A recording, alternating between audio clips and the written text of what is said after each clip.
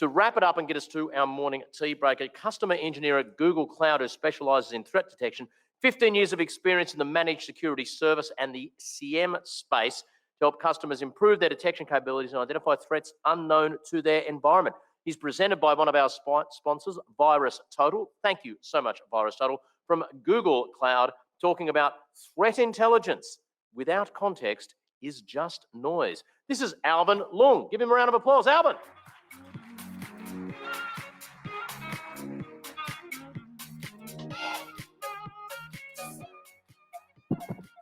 Working. Can everyone hear me okay? Yeah.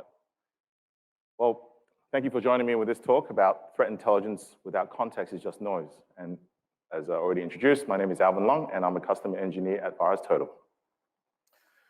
Now, just about every organization today adopts some sort of threat intelligence strategy as part of their overall security strategy.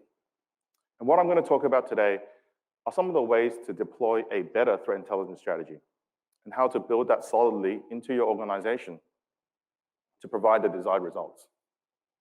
And I'll also cover off some of the common mistakes that we see and the best possible ways to avoid them. Now, just a couple of words around threat intelligence itself. It's a heavily used word and widely adopted in marketing materials. And as we all know, threat intelligence has been around for centuries. It's simply just information about threats and threat actors that are related or relevant to you or that's associated with you. And how do you take that information to potentially mitigate harmful events? And all we're trying to do now is apply that into cyberspace. So keeping that in mind, what are your goals? And what is it that you're trying to achieve? Because the discipline on its own virtually does nothing. It's how you adopt that information and then apply that to your goals. Now, sorry, just a bit of a mind blank here. And it might come as no surprise to you, it may be controversial to some of you, that you can't buy threat intelligence. Threat intelligence is a result of suggestions based on the data. And then you make a set of decisions or a specific decision depending on your goals, as well as the knowledge you have at that specific point in time. And so we should be very specific about the data we want to incorporate and making sure that it's relevant to us. Otherwise, it ends up just being noise.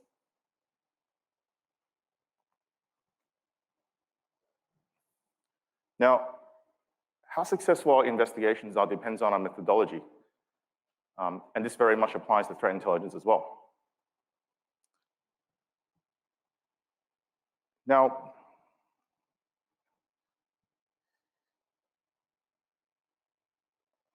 sorry, there's something missing here.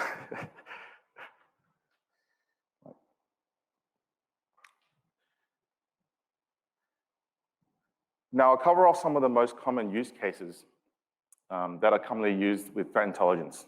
Now, the first one being alert prioritization. So, it's no surprise to anyone one of us here that security teams or security analysts are inundated with alerts. And they're spending a lot of time trying to understand what is relevant for them. Now, trying to understand what is relevant and what is not relevant isn't always that simple. It's based on the data that they have, as well as their understanding of the situation at that particular point in time. The next most common use case we see is around incident response and forensic analysis. And usually with those particular use cases, you're starting off with a very partial vision of something. But as quickly as possible, you want to identify everything associated with that incident. So usually the who, what, where, and the why. And then we also have tactics, techniques, and procedures, or TTPs. These help characterize and understand what an attacker is leveraging, and also how equipped your organization is to deal with them. But each of these use cases requires context. And in all of these cases, context is king. And when we do have the right context, we can greatly improve our chances of making these use cases successful. So, already talked about this, right? And I'm sure everyone knows security alert fatigue, thousands of alerts that analysts and teams have to deal with every single day. And how do we try and use that with, or combine that with threat intelligence to reduce that noise? Now, one of the first things we see, and one of the most common mistakes we see, is around simple characterization. And what I mean by simple characterization is taking a single data point or a single reference and they're making a determination from that. Now, the most commonly seen that's been used, and that's with VirusTotal, is how many AV engines have identified a file as malicious. Now, I'm sure a lot of you have used that, and I definitely myself have. I've gone and checked a particular file. Based on the number that's come back, then I'll make a determination and make my next kind of move or action. Now, just like in that graph here, that detection rate can change. And as we know, with the start of a lot of the startup campaigns, there are no detections across the board. And as time goes on, the AV industry catches up, and then detection starts coming in. So the vice versa can also happen, right? You might have false positives starting from day one, and these are legitimate programs. While I'm not saying that using AV engines as a detection rate is bad, it's a great start, but we should look to add other characteristics in our checks. And I'll give you a very, very simple example. You may want to take in or factor in things like when the file was submitted or when was the file created. And if these are relatively recent, as well as the detection rates are relatively low, you may want to come back again and check that file sometime in the future. Now, everything I just said that is all relative, because it depends on your organization, depends on your risk factor, as well as depending on your resources. Now, let me give you a real-world example. I'm sure everyone here has heard of the tool Mimikatz, possibly the greatest password stealing tool ever invented. Now, for a long period of time, the detection of Mimikatz was purely on its hash. And there's many use cases and many videos online about this, where someone would simply change the name Mimikatz to, say, Mimi Dogs, and upload it for scanning. And there will be 0 detections across the board. And then give it a day or two, then detection starts firing all over the place. So keep in mind, if you're just using a single criteria, understand the risk or the other chances of things that go and fly past under the radar. There are other things that we can try and take in and incorporate. There's many open source intelligence sources that we can take in that references artifacts in other similar style attacks. We can take in things like Yarrow rules or Sigma rules, IDS rules, maybe even sandbox reports to add additional criteria in whatever we're checking. Now, again, I'm not saying that every single rule is going to be useful, but we should take into account what we need. So that way we can have a multi-angular approach with added criteria rather than just a single characterization, like the number of AV engines picking up a file or saying whether it is malicious or not. The next thing I want to talk around is on local context, or rather the lack of local context that we all have. I can safely assume that everyone here in this room does not have complete visibility of their own internal network. Because chances are you're either not logging everything or absolutely everything, or your security teams doesn't have full context and understanding of how everything interoperates with each other. And so if we only have partial vision even in our own network, pretty much at all times, we want to try and supplement that with other sources of information. Things like maybe people or organizations that have suffered the same attack or similar types of attack. Because we know attackers are recycling the same tools or the same attacks over and over again to breach multiple organizations. We see this even with APT attacks. Again, they might be leveraging the same tools, or they've built a whole infrastructure to support a range of tools that they have. And then they go and compromise multiple organizations with it. And so if we can leverage that past information, we can get a lot more details about the attack, and that quickly accelerates our investigation capabilities. We can also see how attacks evolve over time as well. Now, another thing I want to talk about is obviously monitoring whatever it is that is important to us, but also apply live enrichment on top of that data. Now, I mentioned before Yarrow rules and Sigma rules. These are a great way to help track and characterize a particular malware or malware family. Say, for example, you might be interested in ransomware or a particular attacker that is targeting your organization. This is a great way to proactively monitor any activity from these attackers or whatever it is that you might be worried about. So this is important, just like how we want to be selective in the sources of data we want to incorporate. We can see how the adversaries or attacks evolve over time. So you could be using crowdsource rules, and there's a number of open source repositories out there from famous researchers that talk about, or track particular attackers or particular groups of malware family, and you can incorporate those. Or you can craft your own rules based on the attacks that you've seen inside your organization, as well as doing your own searches. And these are extremely powerful and helps you characterize what is important to your organizations, as well as enable your organization to start actively tracking and monitoring these attackers. The next step I want to talk about is around incident response. And as I mentioned before, incident response is something that we want to understand how complex and how dangerous an attack is with as little time as possible. Now, when IR is involved, as we probably all know, things tend to be very hot. For example, you might want to, as quickly as possible, gather all the information around this suspect incident that you have without alerting the attacker that they've been discovered. Or the attack is still very much ongoing, and you're trying to understand and assess what's the best way to respond to this situation. Now, comes as no surprise, we're going to talk about context again. And this is around using data blindly without context. So on the list up here, I've got a list of ISCs taken from a popular threat intelligence exchange. Now, ISCs are the minimum amount of information that can be shared regarding some kind of attack. So typically, what we commonly see are the hashes, IPs, domains, URLs, and so forth. Now, this is extremely valuable information. But a lot of times, ISCs, or the information that doesn't come with ISCs are like, where did it happen? How did it happen? Who was associated attack, and so on. Now, this domain that's highlighted up here, hopefully you can see that. This is called gardencityclub.com. Now, this is associated with the attack group Ocean Lotus.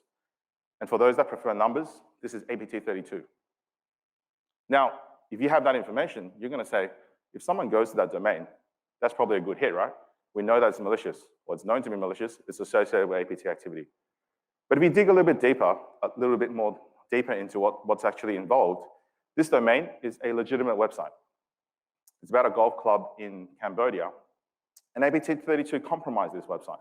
And then they injected some code into that website. And what that code does is checks for incoming connections and where it's coming from. And if you're coming from Vietnam or Cambodia, then it will send a secondary or inject something into that connection to compromise that user. So which means if you're coming in from anywhere else other than Vietnam and Cambodia, absolutely nothing will happen. And so you may have inadvertently wiped someone's machine while they're researching for their next holiday. Now, another thing we want to take note is a lot of times IOCs are not going to be malicious forever. And so the time or the value of it is relative. And it also depends, again, on our use cases. Because if you load this IOC for live monitoring versus this IOC for incident response, and there's a time period associated with when it was malicious, that use is very, very different. And so we need to properly cleanse that data before we use it and make sure we apply all the context as much as possible context as possible. Otherwise, its use, again, is relative. Now, I mentioned before that a lot of attacks are recycled and reused. But in some cases, the IOCs may be unique per victim. If the attacker has enough resources, they can go and change the IOC for every single attack that they launch. Now, there's a way to go and combat this, and that is using similarity searches. This is an extremely powerful technique. So for example, you may start off with a hash of a file that you suspect is associated with an attacker, or this is what's causing that suspicious behavior. Using a similarity search, you can quickly pull up all files that are similar to the file that you're researching. And that can help identify the potential malware family it belongs to, or whether files that are similar in the past have been used by the attackers before. Now, there are a number of different similarity searches, and I'll go through a couple of them. The first one being structural similarity. And as the name implies, you're looking at the structural behavior of the file, the structure of the file, and you're looking for the similarities inside them. And so typically, you're looking at the strings and patterns inside them, which is commonly derived with the use of Yarrow rules. Then next one we've got is around behavioral analysis. And that is when the file is executed, we see what sort of interactions that file does, things like what it does on the file operating system, what sort of files it interacts with, and then what sort of network connections it makes. And then lastly, we've got visual similarity. So that is looking at things like typically like Office documents or PDFs. And they're commonly used in spear phishing attacks to try and trick users into opening a file or clicking on something. Just like in this example here, trying to enable editing to enable the macros to potentially compromise the user. And so again, similarity search is extremely useful and extremely powerful. And we should try and leverage that wherever possible. And lastly, we come to tactics, techniques, and procedures, or TTPs. Now, TTPs help address some of the problems I just talked about around IOCs. Because if we take David Bianco's pyramid of pain as an example, we know that IOCs being at the bottom of the pyramid are easily replaceable and changed from an attacker's perspective, while TTPs at the top of the pyramid are much harder to change. And even with APT attacks, if we can get them to change their TTPs, we're making them waste and spend a lot more time and resources in order to do so. And ultimately, what we're trying to do is, if they can assess and feel that making these changes is simply not worth their while, they'll go and then move on to someone else. And again, before we use TTPs, there's a few things we should consider. A lot of TTPs or some TTPs are simply too generic. So for example, if I'm trying to classify an attacker, it uses spear phishing. It uses some sort of encryption. They exfiltrate data in a compressed format.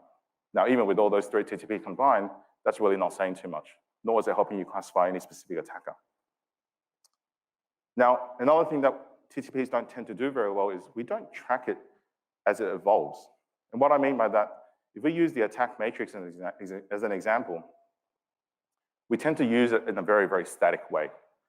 And so we keep adding more TTPs associated with an attacker, but a particular technique may have been used just once, years and years ago.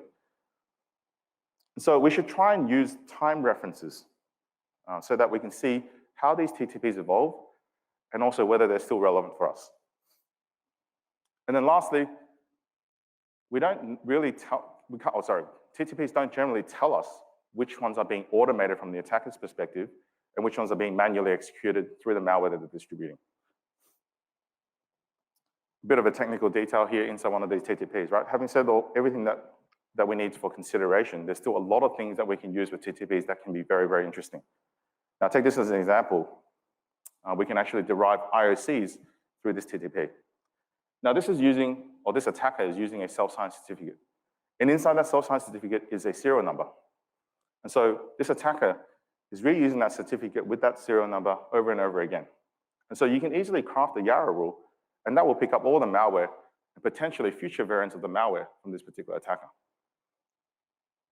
Now, the only problem with this is this particular technique isn't very popular and is not commonly used today because we're so used to IOCs being circulated around as hashes, IPs, domains, and URLs, so that this sort of information is often overlooked.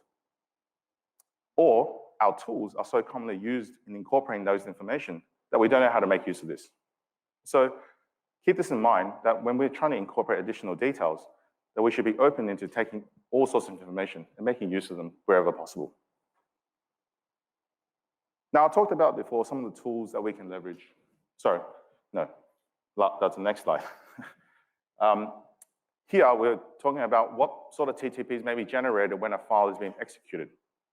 So in this case, I've just put up 2 registry keys. And keep in mind how these TTPs are generally recorded. Right? They run through a sandbox, and automatically, all that information is recorded by the sandbox, and then you get a report out of it. But what they don't do is tell you how commonly it is seen, how many files or legitimate files it is associated with. Now, the first one here, if you run that search through VirusTotal, you get 20 million results, good and bad. Now, that's really little value to us if we use that TTP. Now, the only way to really address this is you have a database big enough with enough information so that you can see how prevalent these technical details are. So in that second example here, you actually see malware that's been distributed by APT28 with very little false positives because common legitimate programs don't tend to use this particular registry key. Now, I mentioned before about some of the tools that we can leverage, and I'll go through some of those today on this particular slide. The first one is using something called the Attack Navigator. And a lot of you may know about this, produced or developed by the guys over at MITRE, and it helps you understand all the techniques that are available today known to man. And this is constantly being updated. A couple of weeks ago, we saw container techniques that were added, more macOS activities added, and so forth. Remember, keep in mind that this is constantly evolving, and you need to go back and constantly reevaluate this. Now, a great way to start understanding what TTPs your organizations can cover is looking at the attack coverage or the moderate attack coverage that your vendors have. But you really should test them, right? Looking at or using the Mimikatz example as an example, it's not always what it seems. So to test it, you can use tools like Atomic Red or Caldera. And that simulates attacks so that you can go and see what is being detected and prevented in your tools, as well as what logs are generated, so that you can wrap your own rules around it, whether it's in your tools, in the tools itself, or in a SIEM, and then fire additional detections and so forth. Now, for a more simplified approach, you can leverage a tool called Detect. And this is generated, again, free tool, by the guys over at Rabobank. And what this does is allows you to load up sample log files across your organizations. Or you can interact it with a GUI and just simply click on the tools that you have. And then it automatically populates this heat map across the matrix, as well as the different shades of color to tell you what percentage of coverage you have in each of these techniques. All of these tools are free.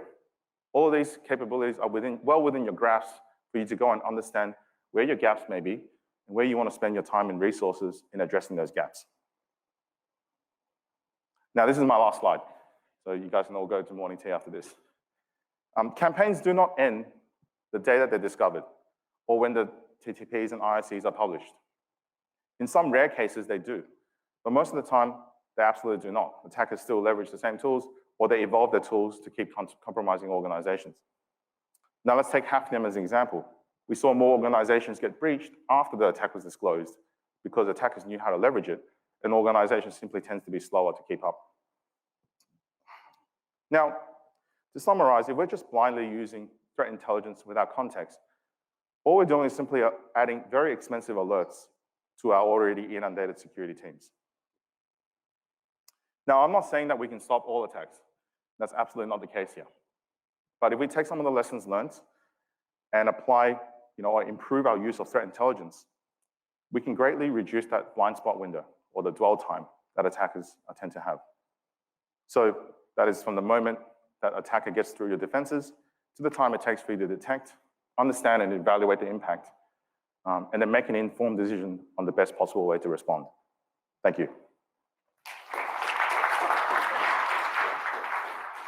Thank you so much, Alvin. If there's anything you want to ask of Alvin, your booth is just outside in the little break area. They're one of the very first ones you'll come across, so Alvin will wait there and answer any questions. Give him another round of applause. Great stuff, mate. Thank you.